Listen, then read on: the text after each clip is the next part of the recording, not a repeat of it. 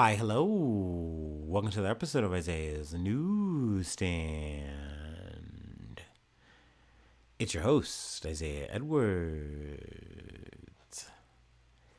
The date is August the 20th, 2025. Hopefully, this episode finds you well, in good spirits and high hopes. As for me, I'm doing pretty good. Hopefully, you had a good Wednesday. Hopefully, you humped and you didn't get humped. But, by all means, your hump day is yours, however you'd like to take it. But yes, my day was good. It was solid. We got up, we went to work. Work was busy yet again. I did find out why we were busy. It is back to school season. So naturally, that means that we are selling more product, which means more product, which means more trash. So that's why, we're pretty slammed this week. And that adds up. That makes sense. I should have thought about that and done the math, but I just didn't. Overall, though, the day was good. The vibes were nice and tight. No one disrupted me in a bad way, everyone was cool, had good conversation. So I love that. We moseyed on through the day. I will say one thing I was worried about was I was so focused on getting to work and having the apartment set up for maintenance to come through to check my faucet that I grabbed the wrong set of headphones. I grabbed the broken headset, the earbuds. And I was like, oh no. And I'm like, I guess it's time for me to test a theory to see if these will charge through a charger, because I thought that they would. And it turns out I was wrong. So I was very worried that I was going to run out of juice. I was not going to be able to listen to music or listen to my little podcasts. And luckily, my headphones held out for the day, and that was good. Overall, the day was just a solid work day, so that was cool. Post work, we came home because I needed to get my headphones. And also, I felt like, all right, cool. I can check on the faucet, see if that's working, if that's good.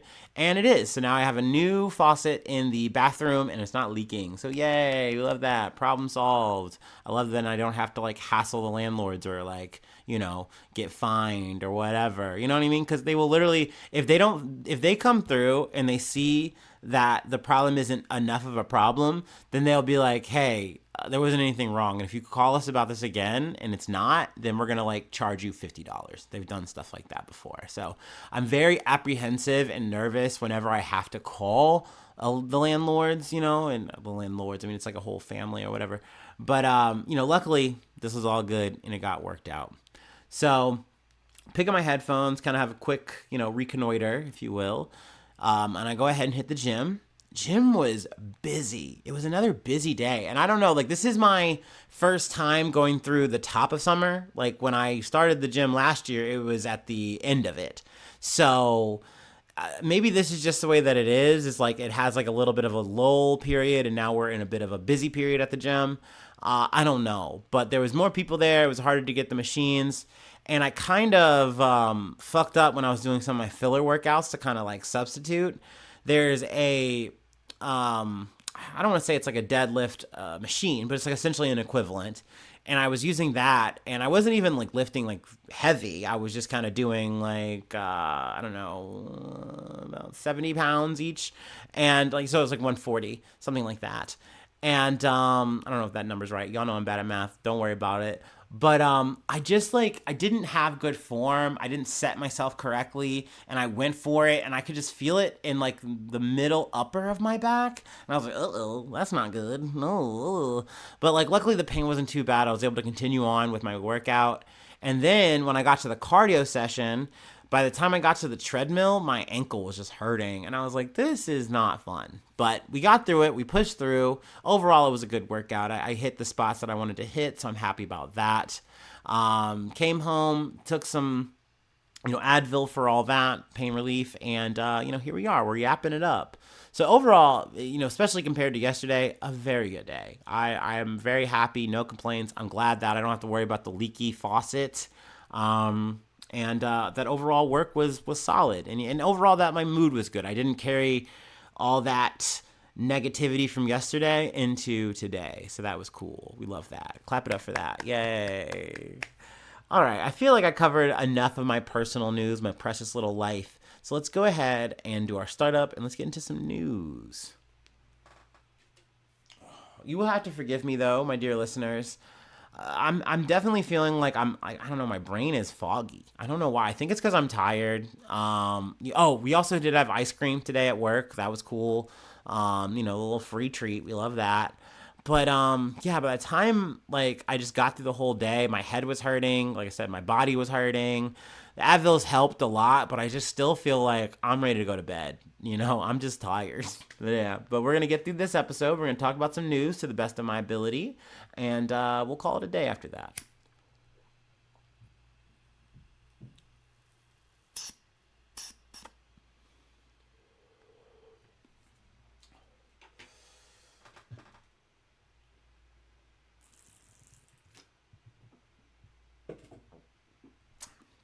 All right. Our first story comes from Reuters. Senior ISIS member killed in U.S. military operation in Syria, officials say. A pre-dawn U.S. military raid in northwestern Syria early on Wednesday targeted and killed a senior member of the Islamic State group, a U.S. official told Reuters. It was the second known raid in northern Syria by U.S. troops since former President Bashir al-Assad was ousted in December. The Islamist-led government that replaced him has pledged to prevent a resurgence of Islamic State and is part of an anti-ISIS alliance that includes the U.S.-led coalition fighting the group. The U.S. official, speaking on the condition of anonymity, said the raid killed a senior ISIS member who is seen as a candidate to be leader of ISIS in Syria.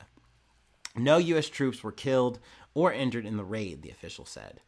A Syrian security source and Syria state-owned al-Ikhbariyya, I'm sure I'm getting that wrong, said the target was killed as he tried to escape. Another Syrian source said the target was an Iraqi national and was married to a French national. It was not immediately clear what happened to his wife. The Pentagon did not immediately have any public comment on the reports. Excuse me. The operation began around 2 a.m., according to the Syrian security sources and neighbors in the town of Atme in Idlib province. Let's see. Helicopters and drones provided air cover, one Syrian security source and residents said. Local Syrian forces set up a cordon around the neighborhood, but U.S. forces conducted the actual raid, the second security source said. And I believe a cordon is just like a barrier, like, a perimeter, if you will. And then now this is a story from a local who more or less had to experience this raid, was caught up in the crossfire of it. Once again, in advance, I'm getting this name wrong, but Abdel Qadir al-Sheikh, a neighbor, said he was up late with his son and heard a noise in the yard next door. I called out, "Who are you?" And they started speaking to me in English, telling me to put my hands up, Sheikh told Reuters. He said the armed forces stayed on the roofs of surrounding houses for the next 2 hours and that he could hear somebody nearby speaking Arabic in an Iraqi accent. In July, the Pentagon said its forces had conducted a raid in Aleppo province, resulting in the death of a senior Islamic State leader and two of his adult Islamic State affiliated sons. Idlib has been a hiding spot for senior Islamic State figures for years. U.S. forces killed ISIS leader Abu Bakr al-Baghdadi in the village of Bershia in Idlib province in 2019, and his successor, Abu Ibrahim al-Hashemini al-Quraishi in Atima in 2022. So, I mean, you could chalk this up as like, okay, an ISIS, member was killed, chalk it up and you can move on. But something that really compelled me to talk about the story was a lot of at least a few of the podcasts I've been listening to has been talking about just a lot of incidents coming out of Fort Bragg, and in terms of how soldiers just move, especially in the upper echelons like Delta Force, we're talking Green Berets and things like that. And it definitely hammered home the notion of Yes, I think it's easy to think that there are no boots on the ground. Like, we aren't like throwing soldiers, we're not exerting pressure like that like we used to. The days of the war on terror, like we had it in terms of like how we were moving in Afghanistan and stuff. That's kind of the way of the past. I think it's really easy to think like that. Maybe that's just kind of how my dumbass can kind of settle in. Even though I cover stories like this before, you can get so used to the fact that we have outposts everywhere, that we have, armed forces in pretty much everywhere. We got fingers in all kinds of pies. And essentially ready to roll at a moment's notice to do any kind of fucking raid where we come through and just turn over a whole town, a whole province, whatever. And, then we just move like nothing happened. But that's completely warping everybody's lives there. Not to mention you are killing someone, capturing someone, what have you, and anyone potentially affiliated with them, with not really any kind of impunity, right? Like, there's no one to really like stop you and really enforce what you're doing or say, hey, was that okay? Unless something leaks out and comes out. This is very sealed and secured, right? Like, a lot of times these stories just kind of come and they go. So, I don't know. This was just one of those reminders where I'm just like, yeah, man, that shit has never stopped. It never probably will stop, and as long as America is what it is. And not to mention, too, that this is not just a Trump-related thing. Like, this is something that goes back, all the way to like a George Bush, if you will, if not further, right? So, I don't know. Let's see. I was supposed to have a book here. I think it's by Seth Harp. It's called The Fort Bragg Cartel. It's on my reading list. I would like to read that at some point if I get the opportunity. But yeah, from what I've kind of like read or listened to from excerpts from his book and like his perspective, that definitely was just like a good reminder of like, yeah, dude, like sadly but surely, like we are still at it. And then the people who are conducting these raids, who are doing these killings, who are doing these operations, they got to come back home at some point, and then what do they do? And that's more the focus of the book. But yeah, I don't know. I just kind of thought this in some way, shape, or form kind of ties to that whole thought, and it's kind of like, damn, yeah. Anyway, let's move along. Talking about troops at home, I'm going to talk about the National Guard. They're very active.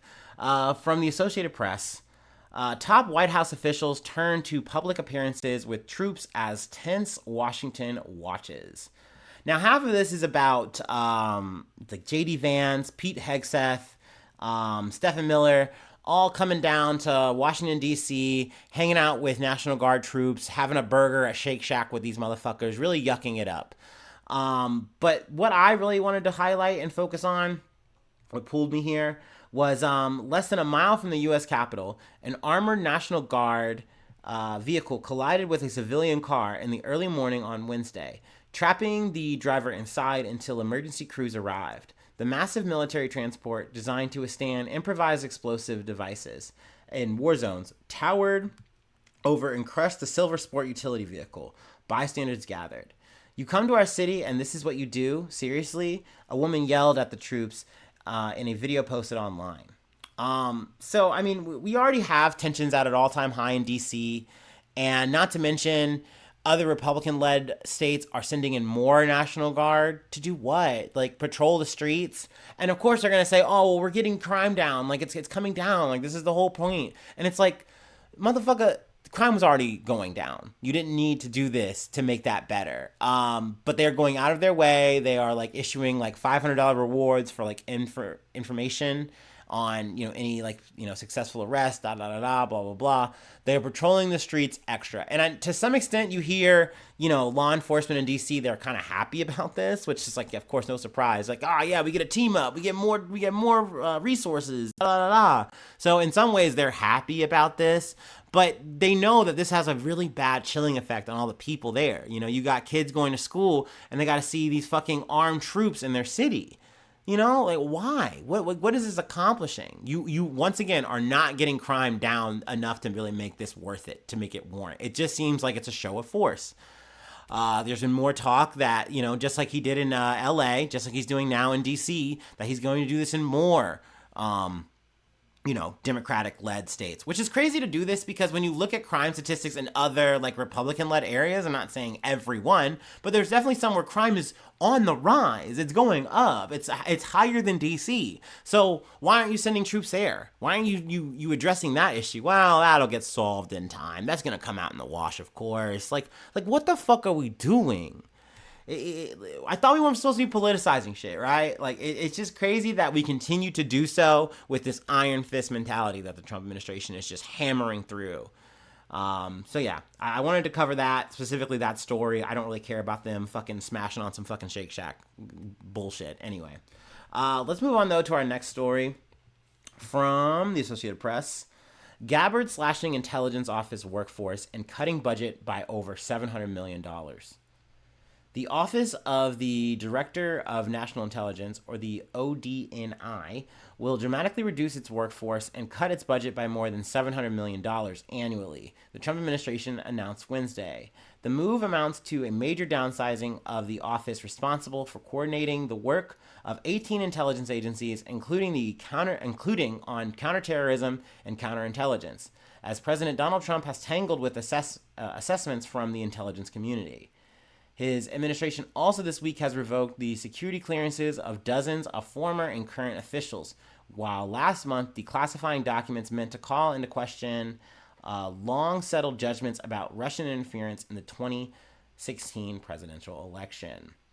So, I mean, this is kind of akin to what RFK Jr. has been doing, what Elon Musk was doing in Doge, essentially just hacking and slashing away at jobs, just making these government jobs just disappear and saying, hey, we're saving money and we're doing the country a favor because we're refocusing the aims of this department, of this organization, whatever the fuck, right? Like, it's supposed to be a cleaner, well-oiled machine. We're getting out any kind of corruption or any kind of problems. We're depoliticizing, blah, blah, blah, blah, blah, blah, blah. But really, these are all things that, like, at least in terms of Trump's mind, and people around his orbit were like, well, these are the entities targeting you. These are the things making your life miserable. This was part of the stacked deck against you. Being president, getting back into office, all that bullshit. So this is a vindication thing. And Tulsi Gabbard is the one, with the scythe kind of wielding it here. None of this is surprising, but it's definitely worth noting in terms of like, well, from here, what's going to happen? Are we going to get a sleeker, more streamlined, thing out of the ODNI now? Probably not. It's probably just going to be hollowed out and then, rendered inert. Now, I mean, the repercussions for that, I don't really know. I mean, they have a little bit of talk in here. Like this, a lot of these agencies were supposed to be there to keep things honest, keep things on the level, kind of regulating, watching the watchers or whatever, if you will, type of shit to my knowledge, right? But now that's not going to be a thing. So, I mean, I don't know. I almost feel mixed about it because, I mean, we're not talking about like the health department or anything like that. This is something where we're talking about the things that, FBI or whatever the fuck is doing, right? Like, so in a way, I'm kind of like, well, maybe this is a good thing that they're kind of rendered inert now. Like, it's just one less thing to really, worry about. But I get the feeling in the long run, this will be more of a detriment to the country. More of a curse than a blessing, if you will. But we'll see. I mean, I guess time's going to tell. We'll see how much this really changes things from here. You never really know on the onset, I guess. At least my dumbass doesn't. Like I said, there's more details here, but I don't really want to get in the weeds about it. Long story short, jobs are getting cut. Government people are going to be losing their jobs. In that regard, it's a bummer. But once again, I mean, these are like, government intelligence shit. So, like I said, I kind of feel, I guess, a certain kind of way about that, right? Where I'm like, it's kind of icky anyway. Anywho, we're going to mosey on along. Let's get on to our last story. Yesterday we covered the radioactive shrimp, right? Which I'm glad I covered. Sometimes, I said this before, it can kind of feel weird that I cover all these little recalls, but like sometimes it is a recall that is big, right? Like, that was one that I saw making the national rounds because, I mean, shit, talking about a fucking radioactive shrimp is news. Like, it's not something you talk about every day. And I found out, too, that, like, that recall even affected Ohio. So it was, a bit of local. Anyway, we went from shrimp yesterday to cheese today. So we're going to close out with that. But let me go ahead and take my last break, and we will finish it up. Oh, bear with me here. I got a bit of technical difficulties here.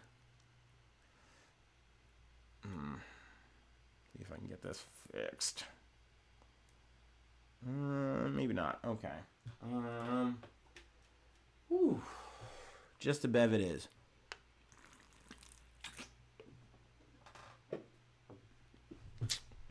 All right. From Yahoo News. Over 5,000 pounds of cheese recalled by FDA due to contamination over concerns over serious and sometimes fatal bacteria. More than 5,000 pounds of cheese products made by Middlefield Original Cheese Co-op are being voluntarily recalled after the company discovered contamination by a potentially deadly virus, according to the Food and Drug Administration, or the FDA. The bacteria in question, Listeria monocytogenes, which I've said 1,000 times, but can never say correctly, at least the last part, can cause serious and sometimes fatal infections if ingested, especially in young children, pregnant individuals, the elderly, and those with weakened immune systems. The recall comes just days after Wegmans grocery stores on the East Coast discovered Listeria contamination in their medium Camembert soft ripened cheese. Sorry, I like saying Camembert. Here's what you need to know about the Middlefield cheese recall. The recalled cheeses were produced on June 16th, June 24th, and July 16th, 2025, and sold in retail stores across the state of Ohio between July 14th and August 7th. So buyer beware, be aware. Now we're just going to go through the names of the cheese. Middlefield Original Cheese Co-op 100% grass-fed pepper jack cheese.